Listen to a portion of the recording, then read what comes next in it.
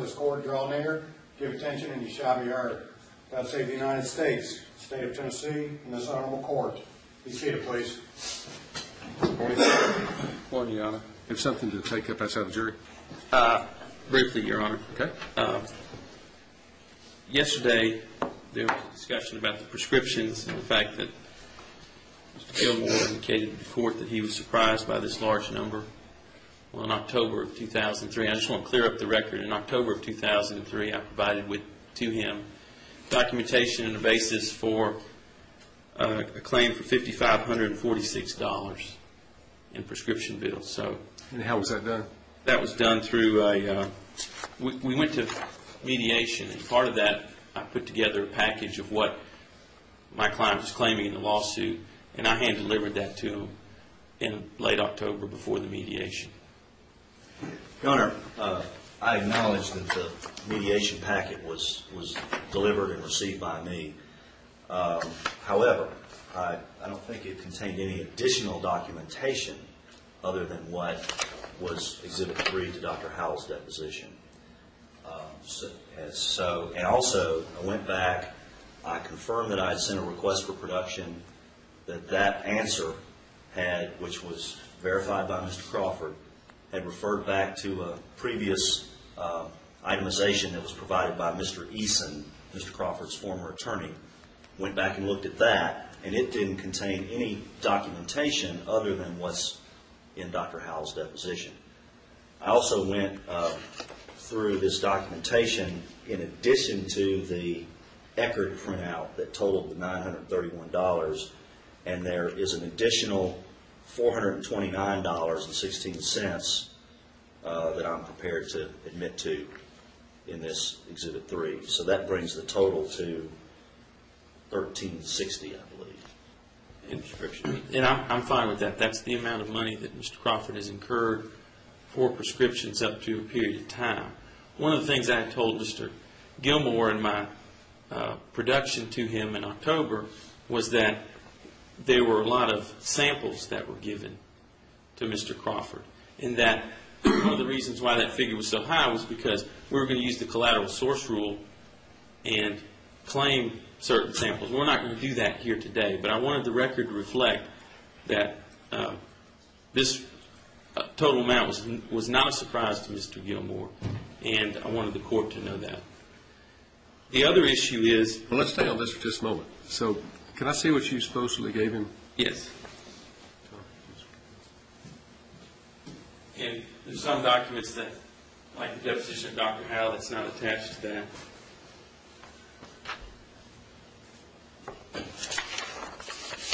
And it's the third page.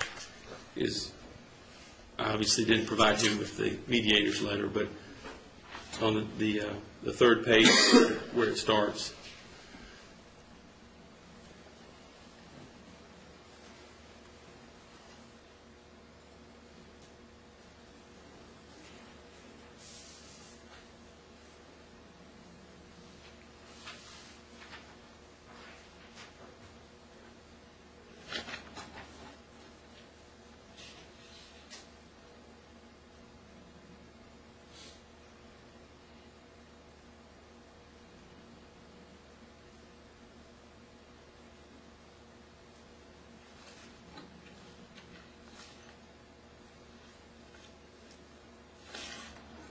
Now, there's not a CC on this to Mr. Gilmore. Is this letter Mr. Cox provided to? I acknowledge that I received I think that it's a typewritten summary by Mr. Freeman. There's no dispute there that I received it.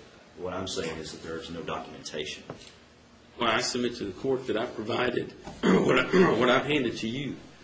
I provided to Mr. Gilmore. In fact, I remember handing it to an associate who'd come down to the street level, and I physically handed it to him.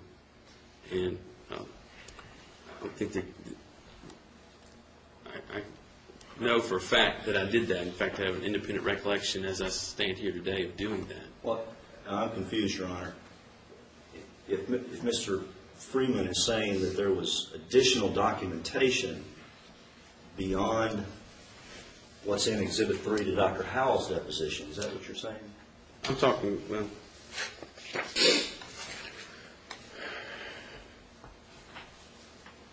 There are other documents that are at issue in this case that I provided to him regarding the drug impact testing, the visit to Dr. Howell, and there was one prescription, one Eckerd printout that I don't believe was part of Dr. Howell's deposition.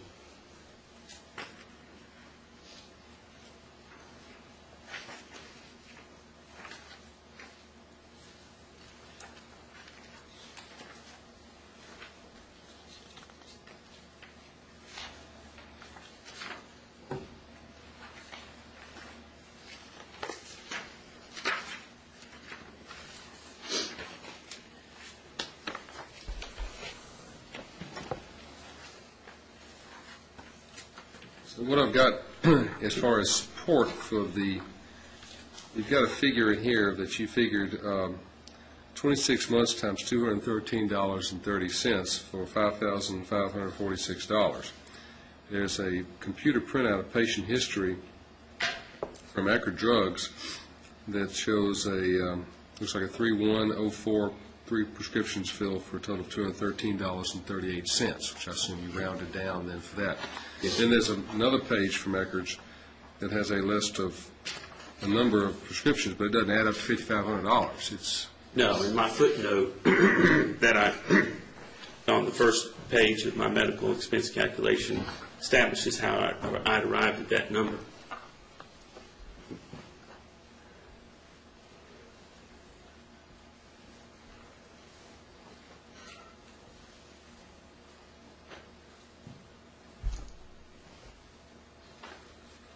But you don't have the documentation that supports the actual expenditure of $5,546. You have used this monthly figure and simply multiplied that out by the number of months between the rec and making the assumption, based on Mr. Crawford's statement, he says, I've bought these prescriptions every month. Correct. There's no dispute about that. Well, is there any dispute about that, Mr. Well, there's no dispute that the only documentation that I've been provided is the Eckerd printout. It is from 10/25 to 11/18/03, and then some additional prescriptions, which are in both of these, which total $429. And the total of all of that documentation is $1,360. And I would submit that that's what he's entitled to prove by way of past prescriptions. And then if he wants to make an extrapolation about, well, actually, I wouldn't even concede that. I don't think he's entitled to make that extrapolation in the past.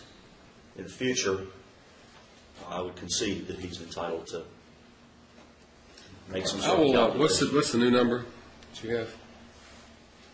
I handed that Oh, to you. it is $1,360.52. 52 cents, okay. I'm going to stand by my earlier ruling. Again, please, Tommy, take that back. The problem we have is the distinction between past medical expenses, proof of just his general pain and suffering and discomfort, and future medical expenses and future pain and suffering and discomfort. And these, in proof of prescription medicines, interrelates to all of those in different manners. For proof of the discrete area of medical expenses incurred in the past, unless there's an agreement as to the amount, it's the obligation of the proponent to prove that I paid this money, and this money was paid for these drugs that were declared to be reasonable and necessary for the treatment of my condition. We have documentation for $1,360.52 worth of prescriptions that have been determined to be reasonable and necessary that are substantiated payments. Then Mr. Crawford has already testified. He said, I've paid a great deal more than that, and I've bought more. I just don't have the supporting documentation. But he's free to say that. He can say that he's paid more money for prescriptions, but he can only recover that amount for those past medical expenses. As far as in the future, he's testified, I believe, what his monthly amount is that he pays for prescriptions, and you are free to argue that to the jury, and the jury may think that's a fair lodestone to measure this and say, okay, we'll carry this on out in the future and assume he's going to be paying this amount. They may not. They may say something less. They may say nothing. We don't know. But you do have the right to argue that this is what I basically have been paying a month. But as far as seeking proof of this, and again, splitting hairs a little bit, but I think faced with an objection, I've got to do this. The past medical expenses that will allow us to, we can just simply tell the jury that there's an agreement that that number was incorrect. It's $1,360.52. But you are free, Mr. Freeman, to argue when you argue jury that, well, he's paying so much a month, and however you wish to apply that to your argument for future recovery. And then you can also, you're free to argue the fact that he has testified that he has expended more money for pharmaceutical treatments than what has been shown as medical expenses, and that somehow supports his claim for saying he really was hurt and he had such discomfort he needed his additional medicines. Thank you, Your Honor. I did have one other issue, and that was we were talking about the treatment, the testing for the Celebrex, and we talked about that briefly yesterday. Well, in this packet, I had provided to Mr. Gilmore the EOBs for that testing, and it added up to $199 for that testing. And Dr. Parsons and Dr. Howell in the upcoming deposition will state. Is that Grassland? Yes. And so that's an issue that I did not talk with Mr. Crawford about on the stand as we got into this issue, but that's something that I can take up on redirect. But it is something I need to talk about. Is also Dr. Howell. One of the claims we're making is that Dr. Howell needs to see him once or twice a year, and that bill for his charges has been provided, a previous bill to substantiate what the future bills would be, and that's $114.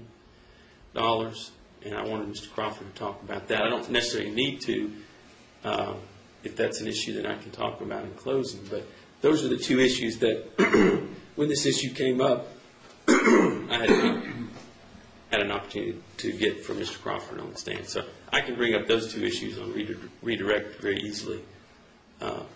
Gilmore, your position on this? I would just, I haven't looked at the settlement package in preparation for trial, so. Well, let me clarify. It's not a settlement package. It's a mediation. Well, this was a disclosure that I made to Mr. Gilmore at that time, and it was simply to let him know what I was claiming in this lawsuit. It was right before mediation. I haven't looked at it, and if I could look at it, I may not have an issue with it. If I was provided it, I'll concede that I was provided it. Why don't you look at it now? I'll do it.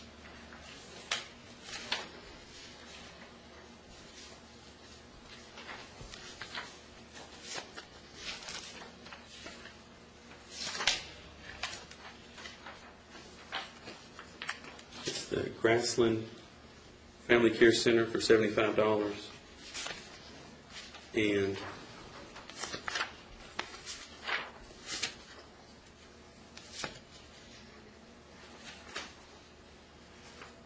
the EOB from Williamson Medical Center for $109. And I think there may have been a copay, but our position is it's going to cost approximately $200 to get tested in the future. And then we've got on the next EOBs from Dr. Howell, which is $99. He has a copay for that, but we were just simply going to say $100 per visit in the future. So those were the two issues that. I don't have an objection if